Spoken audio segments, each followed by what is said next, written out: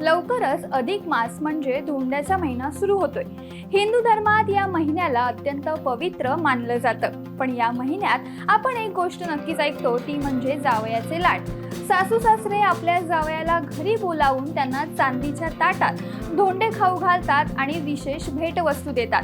पण या महिन्यात जावयाला इतकं महत्त्व का? या परंपरेमागे नेमकं काय कारण आहे? चला तर मग आजच्या व्हिडिओमधून जाणून घेऊयात। नमस्कार, मी चैताली आणि तुम्ही पाहताय ओनली मानिनी। धार्मिक मान्यतेनुसार अधिक मासाला पुरुषोत्तम मास असंही म्हणतात, कारण या महिन्याचे स्वामी भगवान विष्णू आहेत। पौराणिक कथानुसार जावयाला भगवान विष्णूचं रूप मानलं जातं, त्यामुळे जावयाची सेवा करणं म्हणजे साक्षात श्रीहरींची सेवा करण्यासारखं आहे असं सांगितलं जातं।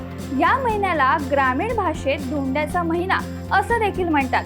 धोंडा म्हणजे दगड। जसा दगड कठीण आणि अढळ असतो, तसंच जावयाचं आणि मुलीचं नातं अढळ व्हावं हा त्यामागचा एक प्रतिकात्मक उद्देश असतो। याशिवाय या महिन्यात दानाला विशेष महत्त्व असतं। कन्यादान केल्यानंतर जावई हा कुटुंबाचा एक महत्त्वाचा भाग होतो। जावयाला दिलेलं दान हे प्रत्यक्ष विष्णूला अर्पण केल्यासारखं मानलं जातं।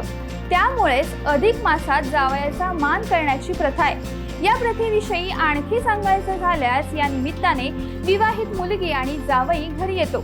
यामुळे सासर आणि माहेरच्या नात्यांमधील ओलावा वाढतो आणि कुटुंबात आनंदाचं वातावरण निर्माण होतं।